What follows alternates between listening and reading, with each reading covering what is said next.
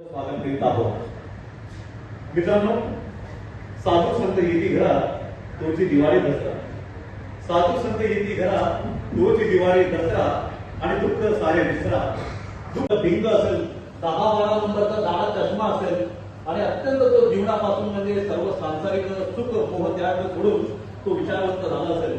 वित्त गेले आणि वित्त विना पुत्र खचले एवढे सर्व अनर्थ हे अविद्येने केले. एक आढावा चिकित्सात्मक मांडणी. महाराष्ट्र इतिहासामध्ये एका पोलीस कॉन्स्टेबलने अस्तित्वाचा आढावा घ्यावा, पुस्तक प्रकाशित करावा. हा ऐतिहासिक आणि अद्भुत सोहळा आपण सर्व याची देणी याचा सोहळा अनुभवत आहात. कारण आपण सर्व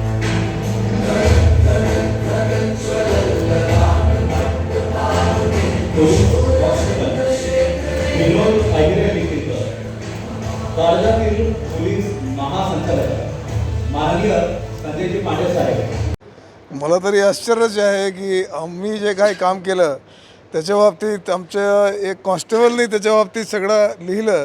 आणि आता जे मी काही ऐकत होतो ते आमचे जे दररोजचे कार्यक्रम आहे आणि त्यातून काही लोकांना म्हणजे बरेचसे कॉन्स्टेबल लोक प्रभावित झाले. तर हे माझ्यासाठी अतिशय आनंदाची बाब आहे. एक कॉन्स्टेबलने डीजीच्या बाबतीत हे पुस्तक लिहिणं मला वाटतं भारतात हे पहिल्यांदा हे घडत असेल. आणि मी खरोखरच विनोद अहिरेचाही मला वाटतं अभिनंदन करतो की त्यांनी एवढा कष्ट करून ही पुस्तक मला वाटतं एक वर्षांनी लिहिलेली आहे. आणि त्याची सर्व परवानगी आणि मला वाटतं इकडचे पोलीस अधीक्षक आणि इकडचे DYSP साहेबसुद्धा इथे आहेत त्यांनी दिली. त्यामुळे रीतसर हे प्रकाशित तरी होऊ शकले. आणि हे आव्हान आहे की जेवढे आमच्या कमीत कमी कॉन्स्टेबल्स लोक आहेत त्यांनी हे पुस्तक आणि पब्लिकच्या लोकांनी सुद्धा हे पुस्तक बघावी आणि वाचावी असे माझी इच्छा आहे. त्यात तुम्ही पूर्ण आयुष्य सेवा बजावली, त्याच सेवेतला एक पोलीस कर्मचारी तुमच्यावर पुस्तक लिहेल असं कधी वाटलं होतं का तुम्हाला? मला कधीही वाटलं नव्हतं. त्यांनी जेव्हा फोन केला ते मला सांगितलं की साहेब मी तुमच्यावर पुस्तक लिहू इच्छितो आणि माझी काही तयारीही झालेली आहे. तर मला आश्चर्यच वाटला. आणि मग मी त्यांना काही आमचे सहकारी होते त्यांचा संपर्क करून दिला. पण तेवढा पुरतं केल्यानंतर त्यांनी स्वतःहून हे सगळं केलं. आणि आता मी म्हणतो म्हणजे पूर्ण भारतात म्हणजे कॉन्स्टेबल DGवर पुस्तक लिहेल तर आश्चर्य आहे.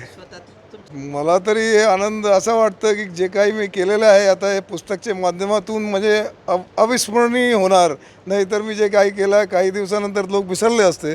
आता हे विनोदच्या प्रयत्नामुळे आणि इकडच्या जे आमच्या लोकांनी त्यांना संधी दिली तेव्हा अविस्मरणीय होणार. आणि प्रत्येक लोकांनी त्यांना वाचायला पाहिजे आमच्या पोलिसांमध्ये काय काय अडचण आहे आणि कशा रीतीने आपण शासनाकडून त्याची परवानगी घेऊन त्यांना निराकरण करण्याचा प्रयत्न केला त्याचं एक उदाहरण आहे हे पुस्तक. तर मला तरी सांगण्यासाठी आता शब्द नाही.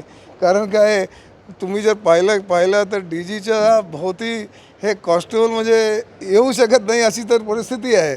आणि त्यांनी एवढ्या जवळ येऊन माझ्या व्यक्तिगत विचार त्यांनी मला विचारून ही पुस्तक लिहिणं म्हणजे अतिशय मला असं वाटतं की ते समथिंग म्हणजे व्हेरी हिस्टॉरिक. आणि तसा एक त्यांचा कार्यक्रम आहे. महाराष्ट्र पोलीस दलामध्ये प्रत्येक अधिकाऱ्याने काही ना काही योगदान दिलेलं आहे. परंतु ज्या दिवशी सन्माननीय संजय पांडे साहेबांनी पोलीस महासंचालक पदाचा कार्यभार हातात घेतला तर त्या क्षणापासून तर निवृत्तीच्या शेवटच्या क्षणापर्यंत ते पोलिसांच्या हिताचे निर्णय घेत राहिले.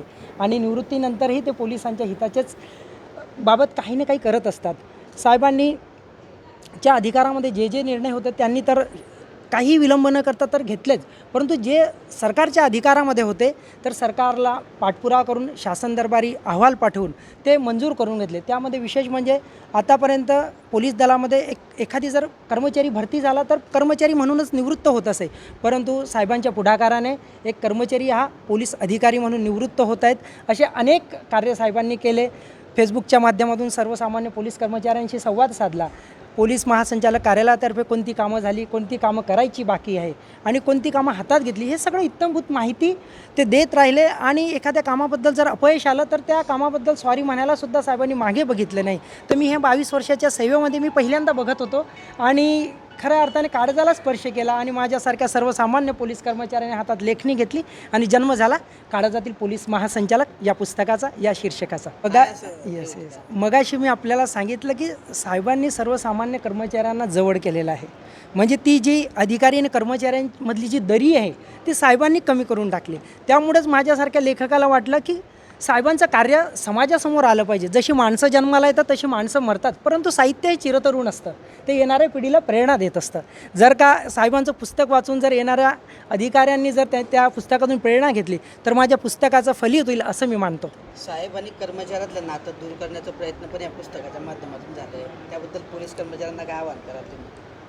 यस, मला कळलं नाही. अधिकारी आणि कर्मचाऱ्यातलं जे नातं असतं हां. की जो दुरावा असतो किंवा अधिकारी असतो, कर्मचारी असतो, त्यातला जो हा दुरावा आहे कुठेतरी या पुस्तकातून कमी झालेला आहे. नक्कीच मी माझ्या कर्मचारी बांधव अधिकारी साहेबांना विनंती करेल की नाही, असं प्रत्येकच म्हणजे बहुतांशी पोलीस अधिकारी हे सकारात्मक विचारांचेच असतात. आपण जर आपल्या व्यथा वेदना जर आपण त्यांच्याजवळ मांडल्या तर नक्कीच ते आपली अडचण सोडवतात.